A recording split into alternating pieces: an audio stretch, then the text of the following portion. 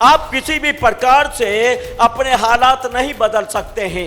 ये मनुष्य के बस की बात नहीं कि वो अपने आप अपने जीवन की दिशा और दशा को बदल दे, लेकिन उसके जीवन की दशा और दिशा दोनों को बदलने के लिए उसे परमेश्वर की सहायता चाहिए, और परमेश्वर की सहायता से वो अपने हालातों को बदल सकता है।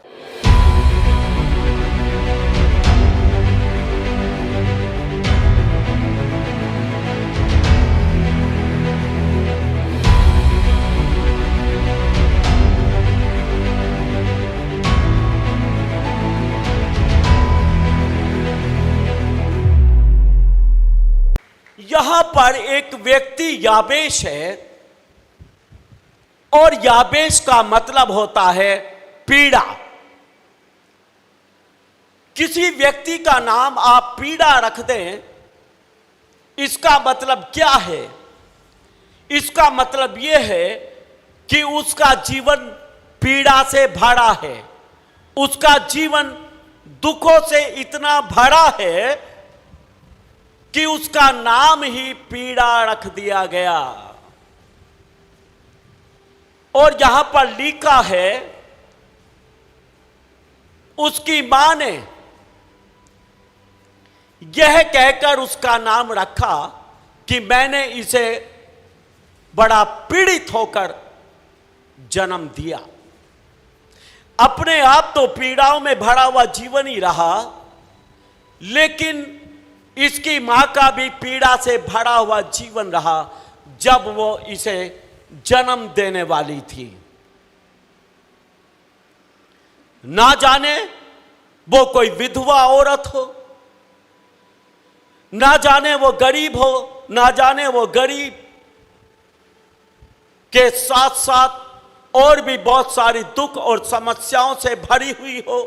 वीडियो में आगे बढ़ने से पहले दोस्तों मैं आपको बताना चाहता हूं, अगर आपके जीवन में कोई भी ऐसी बीमारी है जो कि लाइलाज हो चुकी है, चाहे वो कैंसर हो, चाहे वो HIV हो, चाहे वो आपको दिल का रोग हो, चाहे आपके पास बहुत समय से कोई भी बच्चा ना हो, तो मेरे पास आपके लिए खुशखबरी है। आप आ सकते हैं बिशप विजय इमानुअल मिनिस्ट्रीज में। यहाँ पर परमेश्वर के दास आपके लिए दुआ करेंगे। और मैं आपको सच कहना चाहता हूँ दोस्तों, यहाँ पर आकर के बहुत सारे ऐसे लोगों ने जिनको लास्ट स्टेज कैंसर था या कोई भी ऐसी बीमारी थी जो लाइलाज हो चुकी थी, उसको भी परमेश्वर ने अपने दास के द्वारा चंगा किया है। बहुत सारे ऐसे लोग जिनके पास 10-10, 15-15 साल से बच्चों की आशीष नहीं थी, उनको बच्चे मिले हैं। आपके जीवन में कोई भी कैसी भी परेशानी हो, आप आ सकते हैं बिशप विजय इमानुअल मिनिस्ट्रीज में। मैं आपको बता दूं, ये चर्च चंडीगढ़ में देश सेवक भवन सेक्टर 29D में लगता है। सुबह 10 बजे से लेकर के 1 बजे तक और 4 बजे से लेकर के 7 बजे तक। अधिक जानकारी के लिए आप इन दिए गए नंबरों पर भी फोन कर सकते हैं।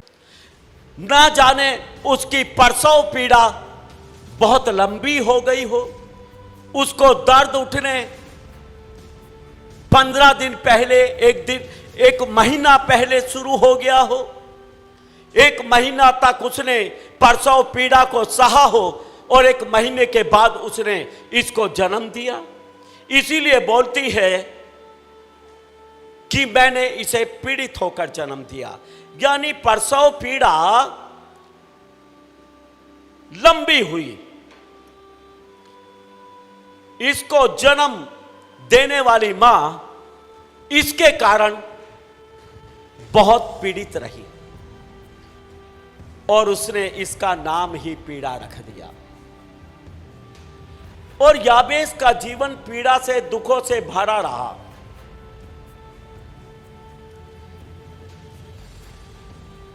इसलिए भी पीड़ा और दुखों से भरा हुआ होगा, शायद इसकी मां ने इसका नाम रखने में गलती करी। आप किसी व्यक्ति का क्या नाम रखते हैं? आप किस समय को कैसे पुकारते हैं? किस व्यक्ति को कैसे पुकारते हैं? इसका फर्क भी उसके जीवन पर जरूर पड़ता है।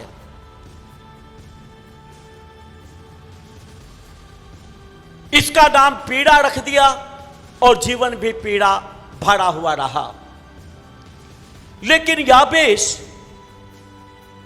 अपने जीवन के माहौल को, जीवन की दशा को बदलना चाहता है। हालेलुया। पीड़ा में है, दर्द में है, क्लेश में है, लेकिन वो अपने जीवन में एक बदलाव को देखना चाहता है। और इस बदलाव को वो अपने जीवन में कैसे ला सकता है? वो जानता है मैं प्रार्थना से अपने जीवन को बदल सकता हूं, अपने जीवन के हालात को बदल सकता हूं। हालेलुया। ताली नहीं बजाएंगे आप?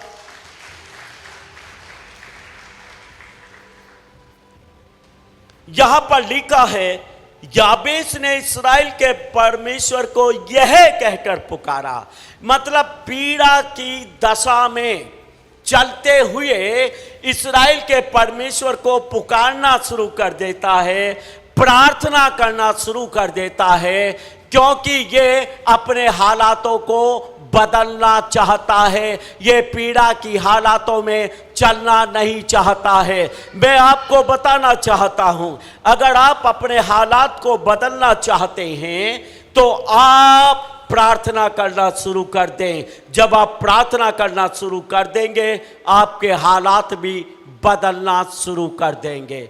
आप किसी भी प्रकार से अपने हालात नहीं बदल सकते हैं। ये मनुष्य के वश की बात नहीं कि वो अपने आप अपने जीवन की दिशा और दशा को बदल दे, लेकिन उसके जीवन की दशा और दिशा दोनों को बदलने के लिए उसे परमेश्वर की सहायता चाहिए, और परमेश्वर की सहायता से वो अपने हालातों को बदल सकता है। आमीन। बहुत सारे लोग होते हैं पीड़ा में पड़े रहते हैं, दर्द और कलेशों में पड़े रहते हैं, लेकिन प्रार्थना नहीं करते हैं। जो लोग पीड़ाओं की दशा में प्रार्थना नहीं करते हैं, उनके हालात कभी भी नहीं बदलते हैं। कुछ लोग बोलते हैं क्या करें पास्टर जी, इतने दुख से भरे हैं, इतना दुख जीवन में है, प्रार्थना करने के लिए तो मुंह ही नहीं खुलता, हमारा तो जी नहीं करता प्रार्थना करने को। तो हालात बदल जाएं ऐसा जी क्यों करता है? जब ऐसा जी करता है कि मुझे इन हालातों में नहीं रहना, मेरे हालात बदलने चाहिए, तो ऐसा भी जी करना जरूरी है कि प्रार्थना करूंगा और हालात बदल दूंगा। हालेलुया। मैं आपको बता दूं, मैंने अपनी प्रार्थनाओं से अपने जीवन के बहुत सारे क्षेत्रों को बदला है। मैं बहुत सारी अपने जीवन के क्षेत्रों में आशीष पाया हूं अपनी प्रार्थनाओं के कारण। आमीन, आमीन। मैं जानता हूं प्रार्थना एक ऐसा हथियार है जो आपके जीवन को जय देगा। आमीन।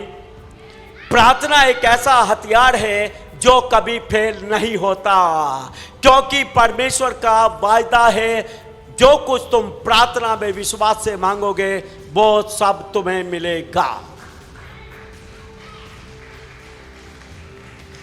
और पीड़ा की दशा में चलते हुए याबेस ने ठान लिया कि मैं पीड़ा की दशा में नहीं रहूंगा, मैं इस हालात में नहीं रहूंगा, मैं अपने हालातों को बदलूंगा।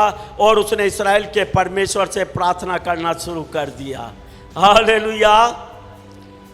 बोलता यह कहकर पुकारा, भला होता कि तू मुझे सचमुच आशीष देता।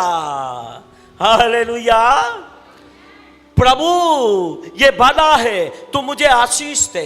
प्रभु मेरे हालातों को बदल, प्रभु मुझे चंगा कर, प्रभु मेरी गरीबी को दूर कर, प्रभु मेरी समस्याओं को दूर कर दे। ये कह कहकर पुकारने लगा। आमीन। और मेरा देश बढ़ाता, केवल अपने लिए ही दुआ नहीं करता, मेरे हालात बदल दे, केवल यही दुआ नहीं करता।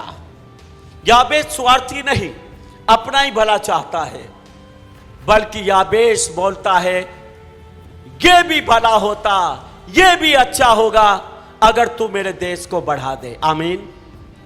याबेस अपने लिए ही दुआ नहीं करता, अपने देश के लोगों के लिए भी दुआ करता है, अपने रिश्तेदारों के लिए भी दुआ करता है, अपने पड़ोसियों के लिए भी दुआ करता है, अपने सारे देश के लोगों के लिए दुआ करता है। यदि आप दूसरों के लिए दुआ करने वाले हैं तो आपकी दुआ भी सुनी जाएगी जो आप आपके लिए करते हैं। आमीन। बाइबल में लिखा है जो दूसरों की खेती सींचता है उसकी भी खेती सींची जाएगी। Hallelujah, hallelujah. यदि आप चाहते हैं परमेश्वर आपकी खेती को सींचे, आपके जीवन को आशीषित करे, तो आप दूसरे लोगों के जीवन के लिए भी आशीष मांगना शुरू कर दें। परमेश्वर आपको आशीषित करेगा। आमीन। फिर बोलता है, और तेरा हाथ मेरे साथ रहता। इन पीड़ाओं से निकलने के लिए किसी और की मदद नहीं चाहता, किसी और का हाथ नहीं चाहता। इन हालातों को बदलने के लिए किसी और की तरफ देखता और ताकता नहीं, परमेश्वर के हाथ की ओर ताकता है। बोलता, तेरा हाथ मेरे साथ रहता। वो जानता है मेरे हालात परमेश्वर का हाथ ही बदल सकता है। मुझे आशीष परमेश्वर के हाथ के द्वारा ही मिल सकती है। हालेलुया। वो परमेश्वर के हाथ को अपने साथ चाहता है, अपने जीवन में चाहता है। मैं आपको बता दूं, आपको किसी से सहायता मांगने की जरूरत नहीं, इधर उधर देखने की ताकने की जरूरत नहीं है। परमेश्वर का हाथ सामर्थी है। वो आपको हर समस्या से छुड़ा सकता है, हर मुसीबत से बचा सकता है, हर बीमारी से उसका हाथ आपको चंगा कर सकता है। आपके हर हालात को परमेश्वर का हाथ बदल सकता है। हालेलुया। ऐसा सामर्थ्य किसी का भी हाथ नहीं जितना सामर्थ्य परमेश्वर का हाथ है। उसका हाथ आपके लिए सब कुछ कर सकता है। दुआ करें, प्रभु तेरा हाथ मेरे साथ हो, प्रभु तेरा हाथ मेरे कारोबार में हो, प्रभु तेरा हाथ मेरे जॉब में हो, प्रभु तेरा हाथ मेरे परिवार में हो। हालेलुया। तेरा हाथ हमारे साथ हो। जब उसका हाथ हमारे साथ है तो मैं आपको बता दूं, किसी दूसरे के साथ की जरूरत नहीं, क्योंकि परमेश्वर का हाथ हमारे लिए काफी से भी काफी है। हालेलुया। पर्याप्त से भी अधिक है। सबसे शक्तिशाली हाथ, सबसे सामर्थ्य हाथ परमेश्वर का हाथ है। फिर बोलता है, तू मुझे बुराई से ऐसे बचा रखता कि मैं उससे पीड़ित ना होता। हम जो पीड़ाओं में आते हैं वो हमारी बुराइयों के कारण आते हैं, हमारे पाप के कारण आते हैं। याबेश इस बात को जानता है कि ये बुराइयां हैं जो मैंने की है, जिसके कारण आज मैं पीड़ित हूं, जिसके कारण आज मैं पीड़ा में हूं। हालेलुया। बोलता है, तू मुझे बुराई से बचा। यीशु मसीह ने प्रार्थना करना सिखाया और बोला, मुझे परीक्षा में ना डाल, मुझे बुराई से बचा। हालेलुया। और याबेश यीशु मसीह के आने से पहले इस बात को जानता है कि मुझे बुराई से बचाने वाला मेरा परमेश्वर है। Hallelujah, hallelujah. मैं आपको बताना चाहता हूं, जब आप पीड़ाओं में चलते रहते हैं और प्रार्थना में चलते रहते हैं, तो आप प्रतिष्ठित भी होते चले जाते हैं। बाइबल में लिखा है, मैं इस्राएल को दुखों में फलवंत करूंगा, दुखों में भी फलवंत करूंगा। दुख तो आते रहेंगे लेकिन आप फलवंत होते रहेंगे। दुख तो आते रहेंगे लेकिन आप बढ़ते चले जाएंगे। दुख तो आते चले जाएंगे, आपका मान सम्मान और प्रतिष्ठा बढ़ती चली जाएगी। याबेश के बारे में लिखा है, याबेश अपने भाइयों में सबसे अधिक प्रतिष्ठित था। हालेलुया।